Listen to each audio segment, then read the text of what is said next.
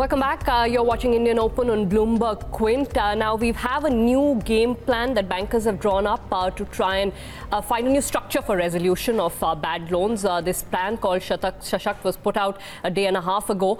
Joining us to talk a little bit about the thinking behind it and the practicality of it, Mr. P.S. Jayakumar of Bank of Baroda is joining us here this morning. Very good morning to you, sir. Thanks so much for taking the time to speak with us. Ira here from the studios. So my first question to you is not about the mechanics of the plan, sir. It is about the thinking behind it. I think every time you have spoken to us about NPAs, you've said you have to take the pain, and by pain I mean provisions, and then you have to move on. In this plan, it seems like banks are once again trying to find a way around this, if not postponing the problem, perhaps shifting the problem to another entity. No, I think we have to. Let me try to explain it in this manner. See, the assets categories have been defined. So the one that is being referred to for the AMC is a part of the total solution, not the only solution, right? Now, as far as the NPA problems goes, the resolution is quite critical. And the resolution need not necessarily be always taking to insolvency or selling it through a liquidation process, because that is usually the most suboptimal way of dealing with it, and is one of last resort.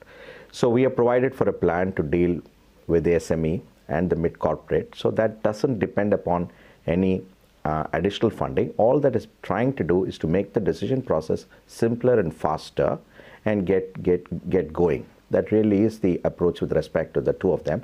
And that two numbers of those two categories would probably be about, let's say, 60% of the total resolution problems. So there isn't what you're saying that we're trying to find a way to put back the issue into some other place. The second thing is, as far as the AIF AMC model is concerned, what we're trying to do is to try to augment the market capability and build it more vibrant with one more institution. And then the existing set of institutions would also participate and move from an SR structure where payments is made through an instrument which has maturity at a future point of time and all of it undefined, to a way in which the settlements can take place in cash and the asset can be made to better use, and then the preservation of the asset and all of that would have a positive impact. So I think it's a reasonably action-oriented approach, and it is not dependent upon only one thing to happen. There are some individual banks have to be do, some we collectively do, and some we depend upon the AMC AIF or the broader ARC AIF solution. Okay. Let me ask you about the AMC AIF solution, so first, because that seems to require an institution or rather two institutions being set up, and there's a fair amount of work that would need to go in there. I want to understand this inter-creditor agreement that everybody is talking about. What is this going to entail, sir? I mean, generally speaking, smaller banks have always gone along with the lead bank in large decisions. You know that, in most of these large accounts, you are not the lead bank, and you know that the lead bank tends to take the decision. So what is this inter-creditor agreement going to do, sir? No, I think the question that the lead bank always decides is not entirely true. In fact, in some instances, the banks which have the smallest exposure have often taken the most aggressive position because they can afford to do so. So that is not necessarily true. Number two is that when you come to any resolution, any meeting, all the 15, 20 banks that are working on it are sitting together on the same table and discussing the solution. So we must factor into account that multiplicity of thinking is going around it, and just because more people are thinking doesn't mean the solution will necessarily be better. The intercreditor agreement, what it does is to provide a legal basis whereby the decision can then move to a player whom we think is most appropriate at that point of time to help in the resolution of the problem. And so otherwise there is no legal framework for a bank like ours to formally and ask the lead bank to take charge, other than for us to say, listen, we are not going to be the dog in the bench, we'll go along with whatever you recommend. From that position to a more legal position is what we are trying to accomplish through intercreditor agreement, and therefore it's a more formal mechanism.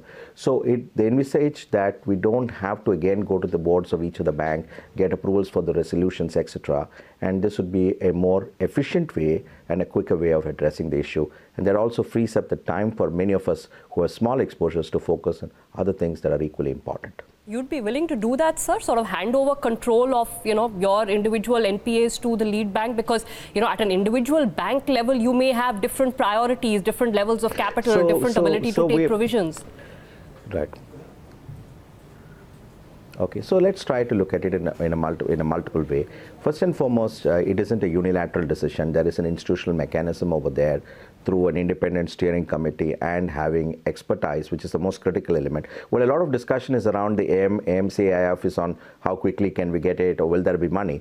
The important element of this is getting the right kind of professionals who can help the asset to be turned around, and that probably is a more difficult construct to accomplish. We need more people to do that. So the essence of what we are saying is it's not simply that the lead bank decides. There is an institutional mechanism to enable them to make the right decision.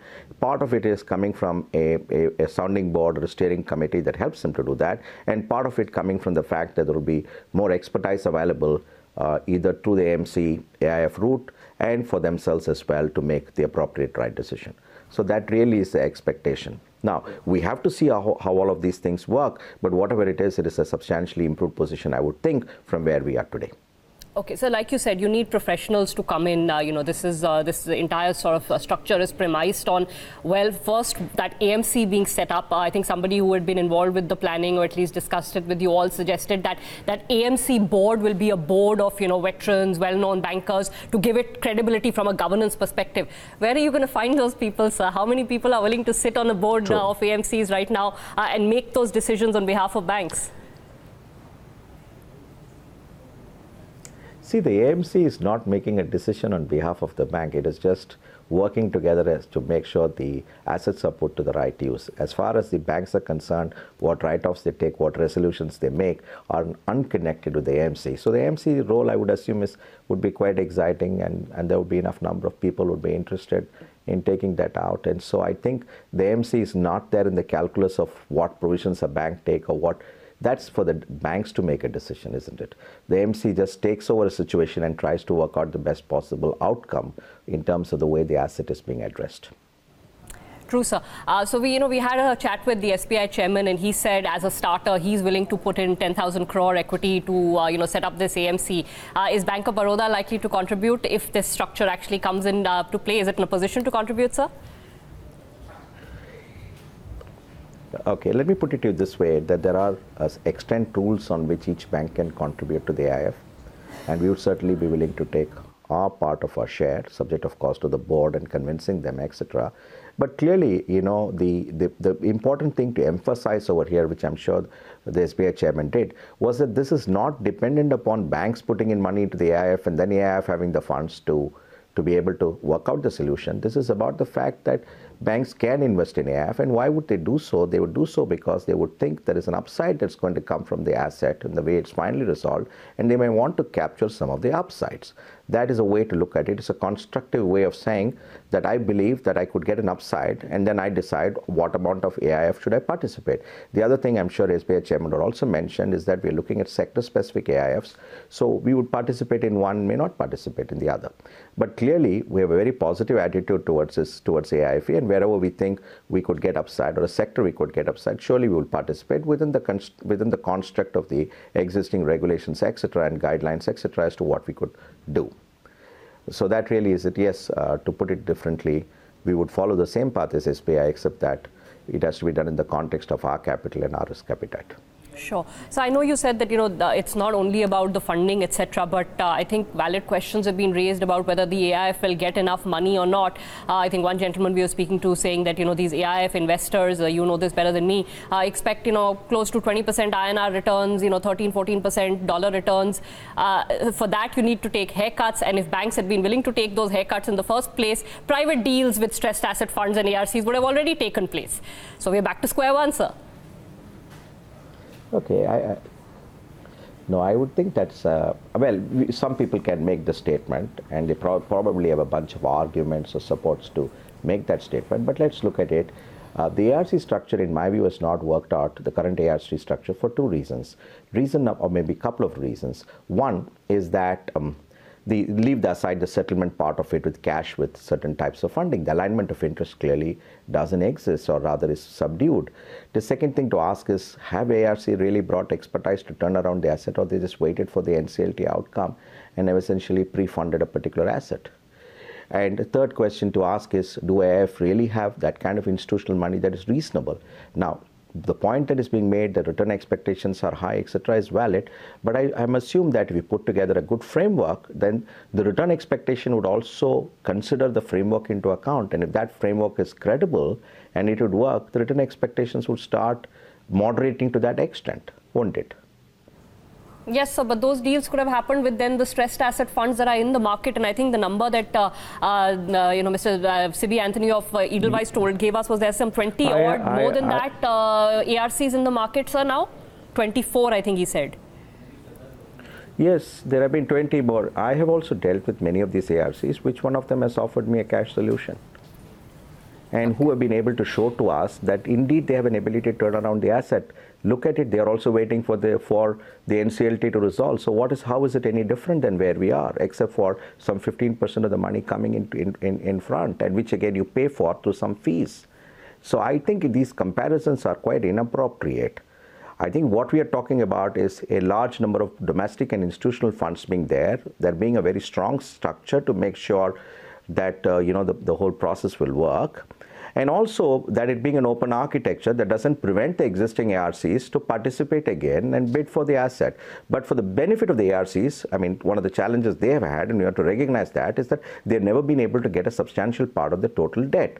Some sell, some don't, and they also have the problem of consolidation. Now, that part of the process is also going to be addressed through the current mechanism. So we recognize there are shortcomings, one from an ARC perspective in their ability to take control of the asset, and the other from bank's perspective about both the fairness of the pricing as well as the ability to get cash. And we're trying to create something that would kind of moderate between these challenges and come with a solution that would be reasonably optimal in these circumstances. Okay, get that point. The last point I want to mention is that over a flux of time that has taken place, I'll just finish this point, sorry. Provision taking today is more than what it was 1 year before. To that extent, there is a greater degree of flexibility in making decisions. Okay, point taken, sir. Let me then just come back as the last couple of questions to the conceptual underpinnings of this. Again, I want to ask as to why this was felt necessary at this point in time, sir. We've taken the recognition has progressed. We all know that. We've taken provisions. Some banks have taken more than others. The IBC process is in place. Why did you feel the need for this now? Is it because now this Feb 12th circular is going to lead to another round of NPAs? So banks are just not confident that this problem is coming to an end, that the bottom has been hit. So they need more structures to be able to deal with it. Okay, I think that's not that negative, but let me try to talk about it from the perspective that I work from, right? Just as a potential user of these solutions, right? Let me just look at that and try to explain to you how it's going to work better. So from my perspective today, the process of resolution is taking a large amount of management time of mind of the bank, regardless of whether our exposure is small or large. And therefore, we continue to participate in every consortium meeting. We continue to go to a board for approval. We continue to discuss these things internally. That issue remains. To that extent, that issue remains, the ability to have time to do bandwidth to do other market development activities is to some extent definitively compromised, isn't it?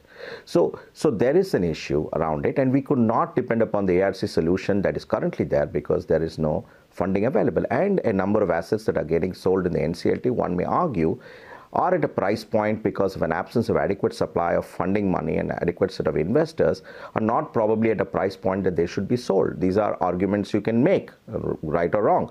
So I think we are addressing this. A large part of the issue is also about the perception factor. The resolution that is being provided is a fair one for all the stakeholders. So I do think it's good to have a number of professional, well-managed companies, including the ARC IIF we propose, along with the others in the market, number of turnaround specialists, fair amount of funding available, and a competitive and a market-driven process that could get the best outcome for the bank and an opportunity for the bank who think there is upside to participate through contribution or subscription to the IIF. So it is at the end of the day trying to optimize a given position.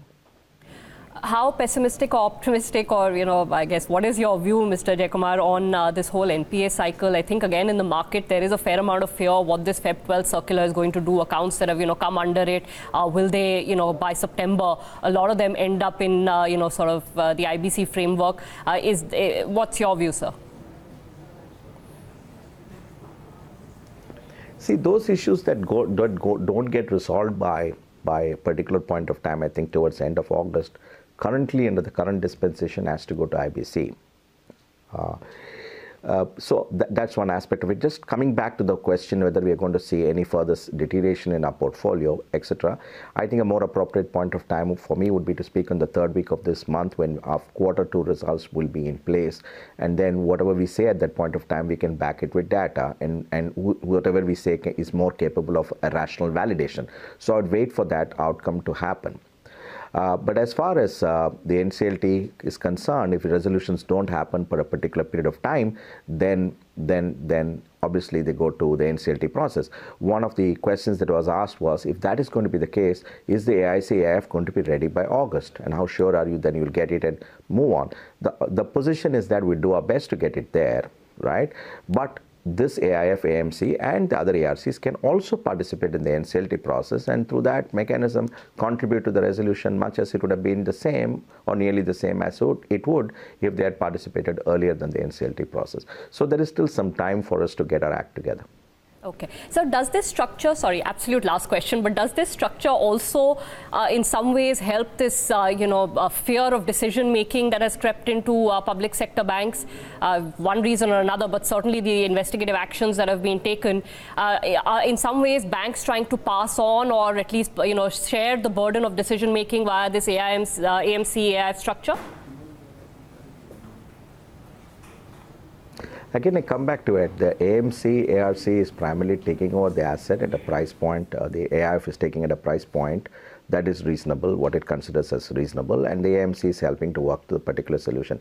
As far as the decision relating to the amount of provisions that has to be taken, that's being still taken by the banks. Now, what we have provided for is a better institutional mechanism. It already exists, but a more formalized institutional mechanism, which will hopefully address concerns that the decisions about any flaw in the decision. But yesterday at the SBI conference, the FM and the Mr. Piyush Goyal and Mr. Arun Jaitley had spoken, and they're kind of reassured that what we have seen is some kind of an aberration, and then they're working towards passing the act in the parliament by which the necessary assumption that every NPA is a criminal activity, that linkage would get changed. Now, personally speaking for myself, here is how I view the situation. You see, I've been to London. There has been a bomb blast. Some people have died. I could have been in that spot. That doesn't mean I don't go back to the city again. In a similar manner, there is a problem here or a problem here. Doesn't mean you stop making decisions. So I think we have to take into account sometimes some outcomes happen unexpected, unanticipated, but we don't respond to it by saying we will not make any decisions. So as far as our bank is concerned, we continue to look at credit growth seriously, and we continue to keep making what we think are the appropriate decision. Maybe we're a little bit more careful, maybe our record keeping is better, but those are all part of the process of improvement. So at this point of time, I would not let this a kind of a fear come in that says, oh, we'll have to stop doing this. I would still think the instances, though unfortunate, are still reasonably isolated. And I hope that the changes in the act happen and everybody gets then finally reassured around the whole thing. The other thing also the FM, Mr. Arun Jaitley spoke about was the fact that the local administration taking action against the central government would also constitute in some form a kind of an impact on the federal structure. So all of that has been discussed. I think we'll get some resolutions on, but we have to keep doing our work, and we have to do it in the best possible way.